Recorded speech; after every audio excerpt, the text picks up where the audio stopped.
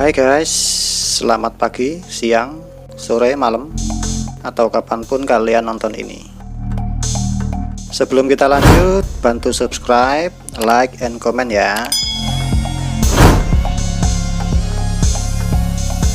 Oke, kali ini kita akan membahas alur cerita dari film The Platform yang rilis tahun 2019 lalu. Film bergenre thriller ini ya sedikit banyak akan menyajikan adegan-adegan yang sedikit mengadu-ngadu isi perut kalian.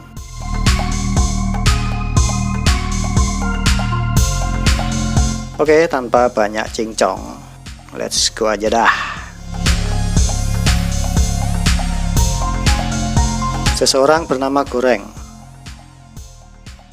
Nama karakter dalam film ini terbangun di sebuah ruangan bersama seorang laki-laki tua bernama Terima Kasih. Ruangan itu cukup unik karena memiliki banyak tingkatan dan terdapat sebuah lubang di tengahnya. Goreng segera menyadari bahwa dia sedang berada di sebuah penjara. Kemudian Terima Kasih menjelaskan tentang peraturan tidak tertulis yang ada di penjara itu. Tapi inti dari peraturan di sana adalah makan dan tetap hidup selama mungkin. Saat ini mereka berdua sedang berada di tingkat 48, yang dimana di setiap tingkatnya jatah makanan akan selalu berkurang. Makin ke bawah jatah makanan akan semakin sedikit. Terima Kasih pun menjelaskan bahwa mereka akan berada di satu tingkat dalam waktu 1 bulan. Setelah 1 bulan, biasanya mereka akan dipindahkan ke tingkat yang lain secara acak. Semakin tinggi tingkatan, makin banyak juga jatah yang akan bisa mereka makan.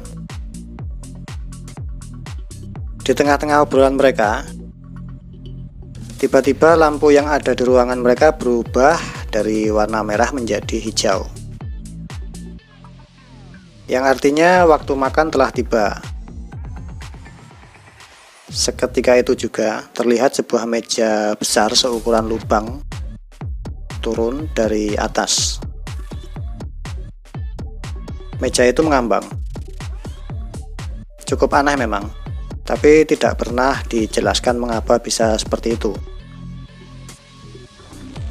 Saat meja itu berhenti, Goreng melihat pemandangan di mana terdapat banyak sekali sisa-sisa makanan yang sudah berserakan. Dan dia melihat Terima Kasih dengan lahapnya menyantap makanan itu seperti orang yang nggak makan sebulan. Bagi Goreng, ini pemandangan yang sangat menjijikkan. Tapi Terima Kasih berkata, jika ingin tetap hidup, makanlah apa yang ada.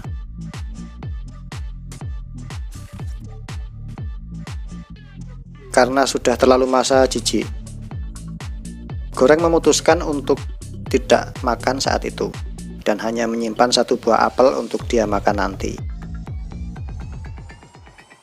Tapi sebuah peraturan yang tidak disangka oleh Goreng, yaitu bahwa jika seseorang menyimpan makanan, maka suhu ruangan itu akan terus meningkat atau menurun hingga tidak terbatas sampai orang yang ada di situ akan mati kelaparan atau mati beku.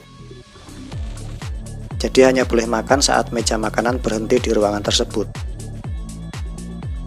Setelah meja mulai turun ke bawah, maka waktu makan mereka sudah habis. Pada scene berikutnya diperlihatkan sebuah flashback di mana Goreng sedang diwawancara oleh seorang wanita. Di scene ini diperlihatkan sebuah kesepakatan antara Goreng dan si pewawancara. Di sini Goreng meminta sebuah buku untuk dia bawa selama di penjara. Kepada Terima Kasih, Goreng mengungkapkan alasannya masuk di penjara itu. Goreng mengatakan alasannya masuk di penjara itu adalah untuk menghentikan ketergantungannya terhadap rokok. Dan dia dengan sukarela dikarantina di sana selama 6 bulan.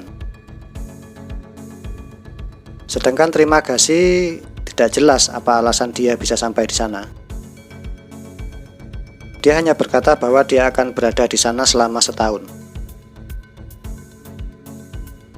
Keesokan harinya, saat makan, barulah Trimagasi mengatakan alasannya berada di sana. Ternyata dia dimasukkan ke sana karena tidak sengaja sudah membunuh orang. Saat diadili, dia diberi pilihan. Mau dimasukkan rumah sakit jiwa atau dimasukkan ke penjara lubang.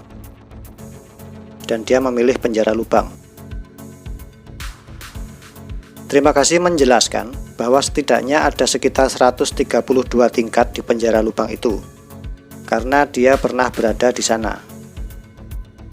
Berada di tingkat paling bawah adalah neraka bagi semua orang, karena hampir tidak ada makanan yang tersisa. Trimagasi pun bilang, jika Goreng memilih sebuah buku untuk dibawa, maka dia memilih sebuah pisau untuk dibawa ke penjara itu. Waktu makan pun tiba. Goreng mau tidak mau harus mengisi perutnya. Dengan berat hati, dia mencoba untuk memakan makanan sisa-sisa yang ada saat itu. Pada saat mereka sedang bersantai, tiba-tiba ada sesuatu jatuh dari atas yang ternyata itu adalah manusia. Sepertinya orang itu bunuh diri karena frustasi. Dalam obrolan mereka pun Goreng mulai curiga kepada Trimagasi bahwa dia pernah memakan teman satu selnya dulu. Goreng bisa menyimpulkan ini karena Trimagasi terlihat santai dan seperti orang yang tidak pernah merasa khawatir akan kelaparan. Waktu makan telah tiba lagi. Saat meja makan mulai turun, terlihat seorang wanita sedang duduk di sana. Trimagasi meminta Goreng untuk makan dan mengabaikan wanita itu. Wanita itu bernama Miharu. Trimagasi menjelaskan bahwa Miharu selalu turun tiap bulan untuk mencari anaknya. Goreng merasa aneh karena setahu dia tidak ada anak kecil di penjara lubang itu. Dan ternyata orang yang jatuh tadi mungkin saja teman satu selnya Miharu. Dia melakukan itu untuk meningkatkan peluang agar dia bisa bersama anaknya bulan depan. Saat meja makan mulai turun dan berhenti satu tingkat di bawah, tiba-tiba Miharu ditarik paksa oleh dua penghuni di tingkat itu untuk ditahan barang 1 atau 2 hari. Entah apa yang akan mereka lakukan kepada Miharu. Namun Miharu berhasil membunuh mereka. Hari-hari di penjara pun dilalui Goreng, dan dia mulai bisa menyesuaikan dengan situasi di sana. Mereka pun sudah mulai akrab satu sama lain. Hingga keesokan harinya Goreng terbangun dengan tubuh terikat di tempat tidur. Ternyata Trimagasilah yang melakukan itu. Trimagasi menunjukkan bahwa mereka saat ini berada di tingkat 171. Dan itu jelas bukan sesuatu yang baik. Dan alasan Trimagasi mengikat Goreng adalah untuk memakannya jika suatu saat dia tidak bisa menahan lapar. Ngeri kan?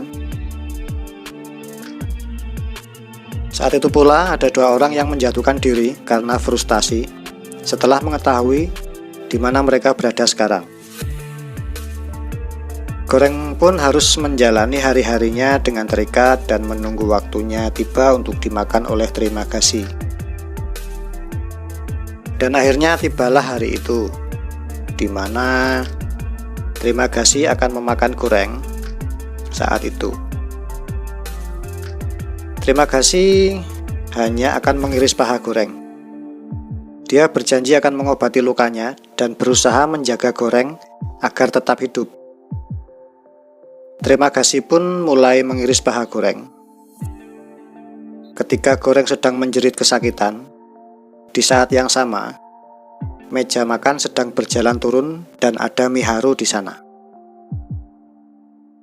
Tidak disangka di saat genting seperti itu, Miharu memukul kepala Trimagasi menggunakan botol hingga membuat Trimagasi tersungkur. Dan tanpa banyak cincong, Miharu pun langsung menggorok leher Trimagasi saat itu juga. Miharu kemudian melepaskan ikatan Goreng. Miharu memberikan pisau milik Trimagasi kepada Goreng, dan dengan kemarahan yang sudah memuncak, Goreng pun menikam Trimagasi berkali-kali hingga modiar.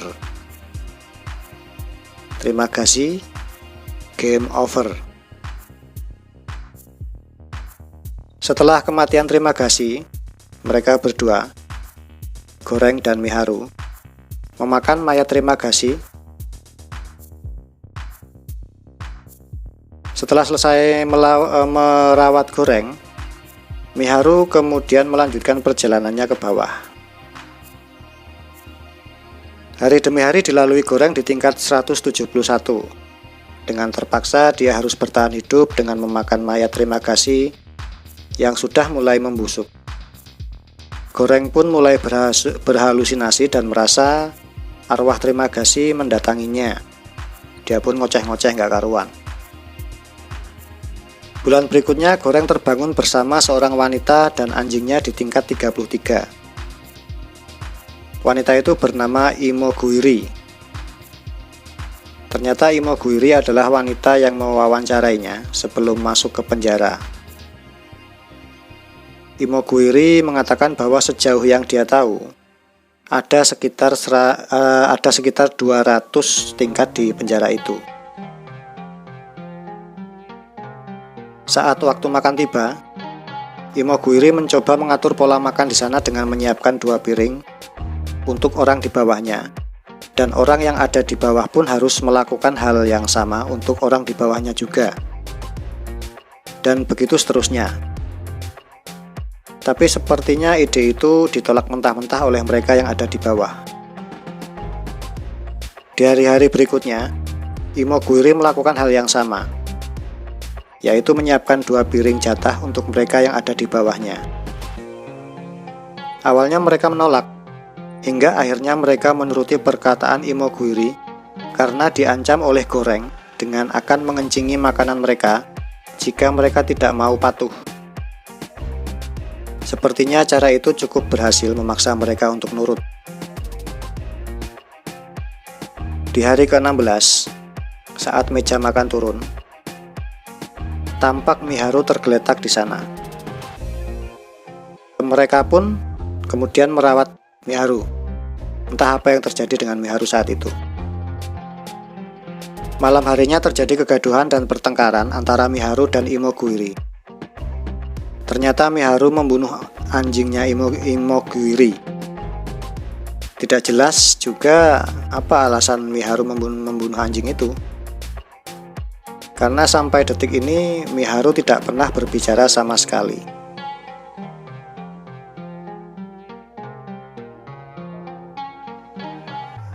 Keesokan harinya Miharu melanjutkan perjalanannya ke bawah. Imoguiri bercerita bahwa dia memilih Miharu 10 bulan yang lalu. Miharu tidak punya orang tua, tidak punya anak, tiba di penjara hanya sendirian, dan segala tentangnya sangat diketahui oleh Imoguiri. Jadi Imoguiri tidak yakin jika ada seorang anak yang terjebak di penjara lubang itu. Bulan berikutnya, Goreng terbangun di lantai 202, dan dia mendapati Imoguiri sudah mati tergantung di dinding.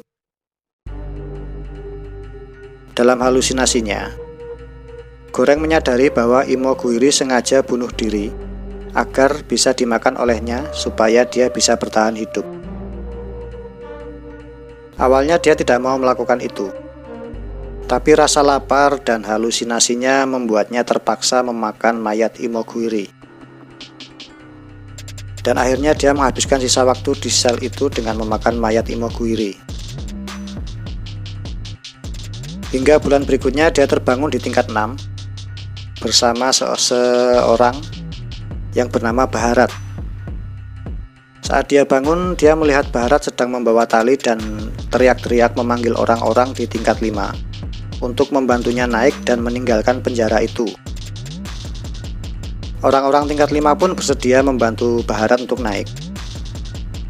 Tapi saat Bharat mulai memanjat dan akan sampai, ternyata orang di tingkat 5 itu membohonginya. Mereka melepaskan talinya dan membuang kotoran tepat mengenai muka Bharat. Bharat ngamuk sejadi-jadinya karena merasa ditipu oleh orang-orang di atas. Setelah Bharat tenang, pada malam harinya Goreng meminta bantuan Bharat untuk melakukan sesuatu. Dia meminta bantuan Bharat untuk menemaninya turun dan membagi-bagikan makanan dengan rata hingga ke tingkat paling bawah. Dia membujuknya hingga Bharat pun setuju dengan ide itu. Tibalah hari itu. Mereka bersiap di atas meja dengan senjata tongkat yang mereka buat dari potongan tempat tidur. Meja pun mulai turun dan mereka melarang orang-orang dari tingkat 7 hingga 50 untuk makan. Alasannya adalah 50 tingkat pertama masih bisa makan tiap hari. Jadi mereka dipaksa puasa untuk hari ini. Sepanjang 50 tingkat pertama, mereka selalu membuat kerusuhan di tiap lantainya dengan melarang orang-orang mendekati makanan. Hingga di satu lantai mereka bertemu seorang bijak yang menceramahi mereka. Orang itu berkata, jika ingin protes ke pengelola penjara, beri mereka sebuah pesan simbol. Simbol itu adalah kirim kembali sebuah makanan yang sangat enak ke atas dalam kondisi utuh. Dan yakinlah bahwa mereka akan menyadari bahwa perlakuan mereka selama ini sangat tidak manusiawi. Sebagai catatan, meja makan akan kembali ke atas dengan cepat jika sudah sampai ke tingkat paling bawah. Akhirnya sampailah mereka ke tingkat 51 dan mereka mulai membagi-bagikan makanan dengan rata. Saat tidak ada yang hidup di sebuah lantai, maka meja akan langsung turun, tidak akan berhenti. Saat mereka berhenti di satu lantai, mereka melihat Miharu sedang dianiaya oleh 2 orang. Akhirnya terjadilah perkelahian sengit di sana, hingga kedua orang itu mati mereka bunuh. Tapi sayang, nyawa Miharu tidak tertolong. Dia meninggal saat itu juga karena banyaknya luka tusukan di badannya. Mereka pun melanjutkan perjalanan ke bawah dan meninggalkan mayat Miharu. Lantai demi lantai mereka lalui, banyak pemandangan yang mereka lihat, banyak juga orang-orang yang meninggal di setiap lantainya. Dengan kondisi yang sudah amburadul, mereka tetap bertahan hingga ke lantai yang paling bawah, yaitu lantai 333. Tapi saat meja berhenti dan mereka sudah bersiap untuk naik, mereka melihat seorang anak kecil yang sedang tidur di bawah kolong tempat tidur. Ketika mereka mendekati anak itu, tiba-tiba meja bergerak turun menuju sebuah ruangan yang sangat gelap. Saat anak itu keluar dari kolong, barulah mereka sadar bahwa itu adalah anaknya Miharu. Anak itu terlihat sangat kelaparan. Maka mau tidak mau mereka terpaksa harus memberikan makanan yang tadinya akan dijadikan pesan kepada pengelola penjara. Makanan itu dia kasihkan ke anak itu untuk dimakan. Malam harinya, saat mereka bertiga tertidur, Goreng bermimpi tentang terima kasih, Imoguiri, Miharu, dan Bharat. Dalam mimpi itu Bharat berkata bahwa anak itu adalah pesannya, pesan simbolnya. Dan saat dia terbangun, dia menemukan fakta bahwa Baharat sudah mati bunuh diri. Keesokan harinya Goreng mengajak anak itu untuk naik ke meja makan. Meja itu pun turun ke ruangan yang sangat gelap. Sesampainya di dasar, Goreng kembali berhalusinasi. Dia merasa didatangi oleh Terima Kasih.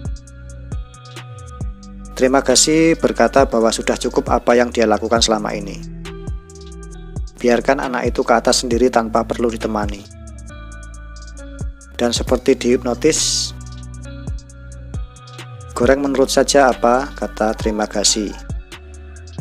Dia pun turun dari meja dan meninggalkan anak itu untuk terbawa ke atas sendirian. Sekian.